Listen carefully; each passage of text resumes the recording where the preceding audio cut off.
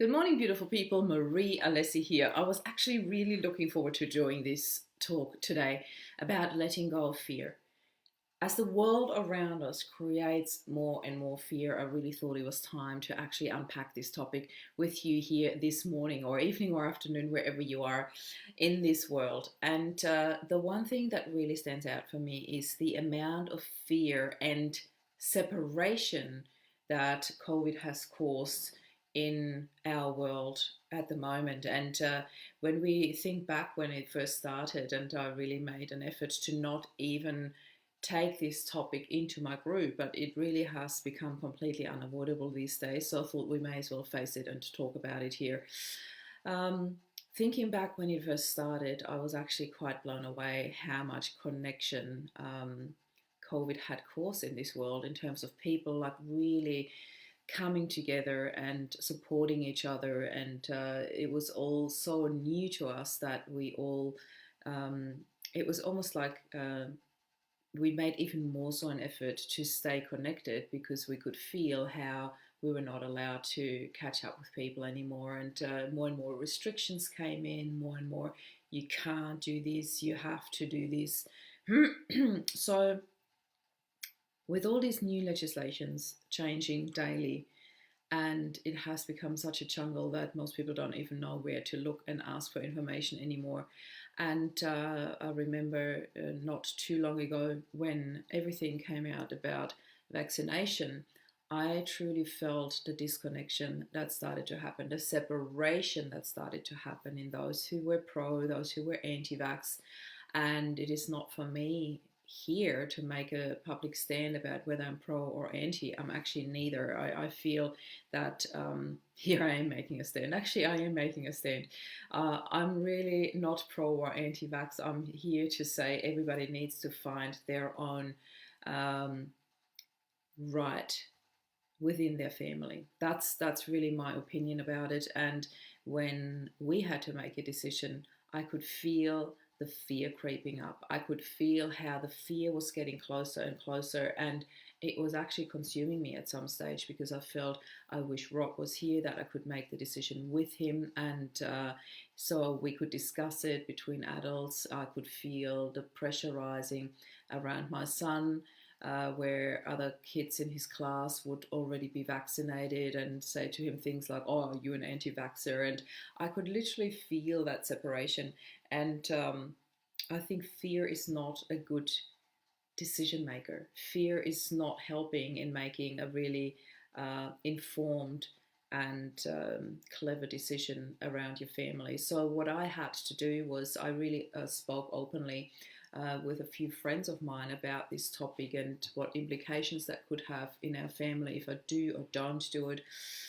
And I made my own decision based on really sitting with trusting my gut instinct and trusting um, what was coming up for me. Because let's face it, for every decision that you make, there is a myriad of articles and videos out there that prove that you are right with that decision, and they're there for both sides, you know. And as I said, I don't want to get any further in any political discussions around vaccinations or not vaccinations. It is the topic of fear that really got to me, where I thought I want to bring this to this group and talk about how to actually let go of fear, because it sometimes feels completely impossible in the world that we live in right now. So I'm going to share with you what I did. I have a beautiful vision group that we catch up with once a month. And this last Saturday, when we talked, there was actually only three of us for once. There's usually six of us. And I was really glad that I could bring this topic on the table, the topic of fear and the topic of decision making on your own in a world that feels more and more separated. And it was beautiful because I felt that these ladies really heard me and they really held space for me. And I was reminded to go back to doing inner child work, seeing who and what needs to be protected within me, and how I could step back into trust and love. And these are the two things that I felt I had stepped away from, because I'm usually so connected with love, and I'm just walking in love and working from a space of my heart. And it was just something that I felt had really started to affect me.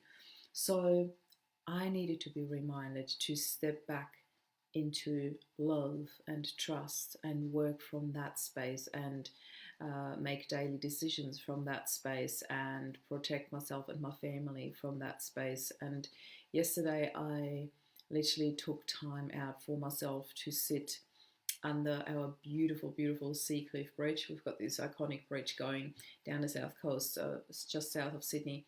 And there's a really beautiful walkway underneath where you can just sit and stare at waves forever. And I sat there and I connected with my inner child. I connected with my inner self. I connected with my higher self. And I got like really clear messages on where I need to be right now, what I need to do right now.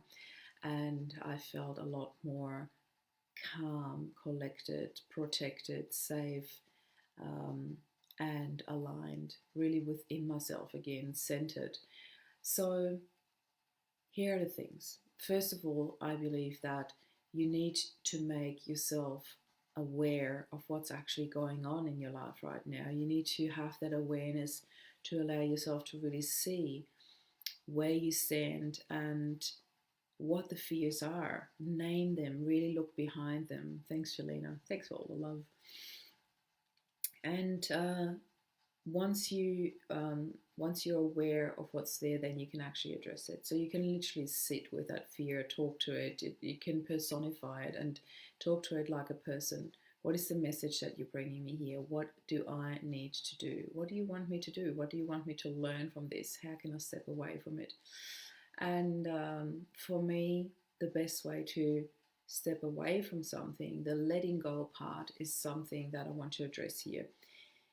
Whenever I think of that of that phrase, letting go, when people say to you, just let go, how easy is that?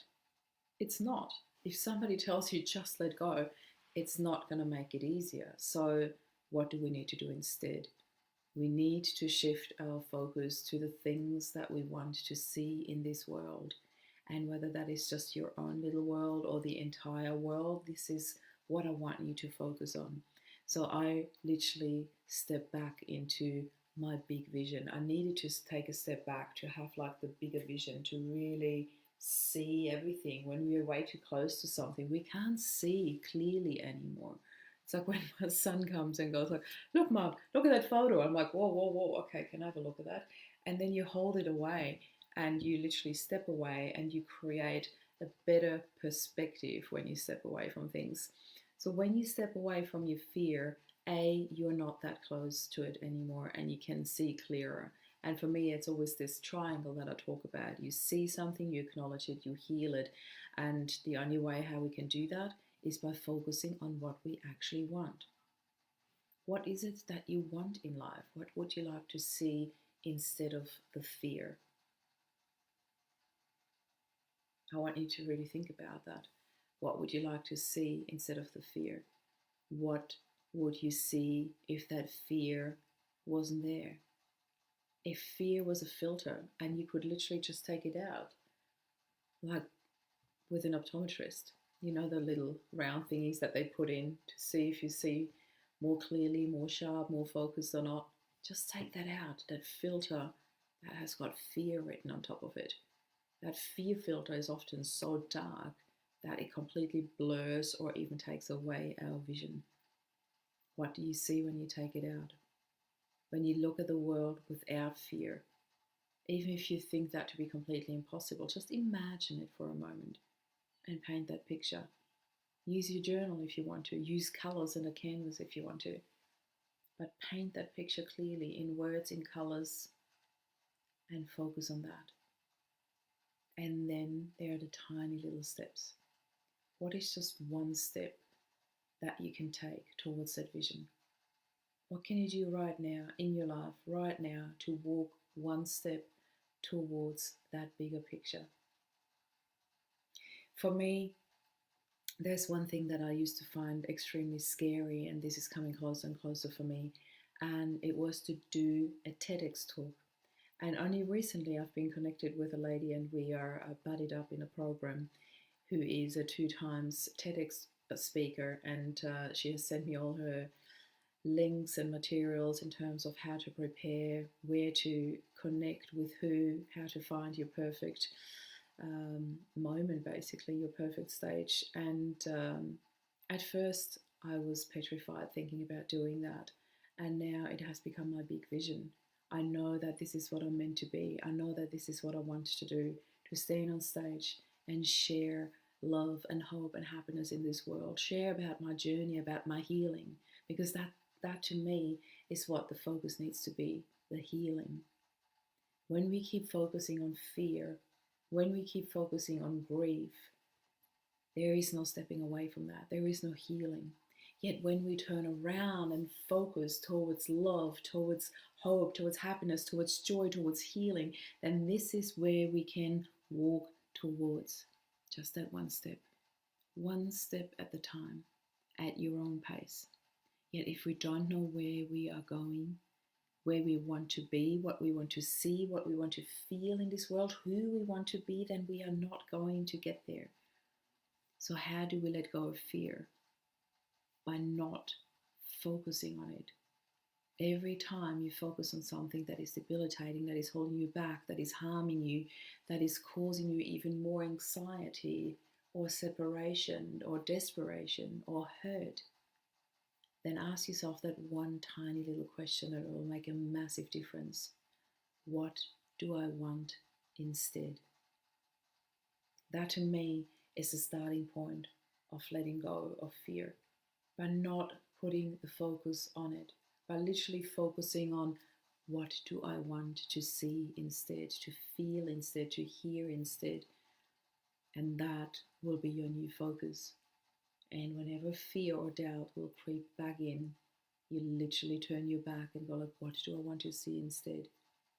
It will become that nagging little voice that you can ignore at any stage. Just ignore it. And again, when you say, but how? By focusing on what you actually want to see, what you actually want to hear. And if you really struggle with that, then I urge you to take a journal and write all those fears out. Do it with your head involved rather than just trying to turn away from something that seems impossible for you. Take a journal, write all those fears out, and then take each line at a time and write next to it, what do I want to see instead? What can I do instead? What can I do that I want to rather focus on instead of this? So work with it. Allow it to become your mentor, your teacher. Allow it to become your huge sign. And fear can become your huge sign that says, turn around. Do you know when you go onto the wrong highway and there are these huge signs, turn around now? That's what fear is. Turn around now. When we come back to fear, to the original reason of fear, when we think back, cavemen, fear was there to protect us, to keep us safe. It's not very different these days. It just has become way more complex. It has got all these facets, all these different faces. So it's harder and harder for us to recognize it as, hey, this is just trying to protect me. This is just my turn around now sign. Look away, nothing left to see here. Focus back towards love. This is where you belong. Love, hope, happiness, joy, creation. This is where I would like you to be in life. And as always, if you struggle with that, please do reach out to me. I've become pretty amazing at those things, so I'd love to help you on your journey. And if you're watching this on YouTube, hit the subscribe button, turn on the notifications so you will receive all those beautiful live talks and interviews that we hold here at Loving Love After Loss. I'm sending you bucket loads of love. This is what I want you to focus on. And this is Marie signing off. Bye for now.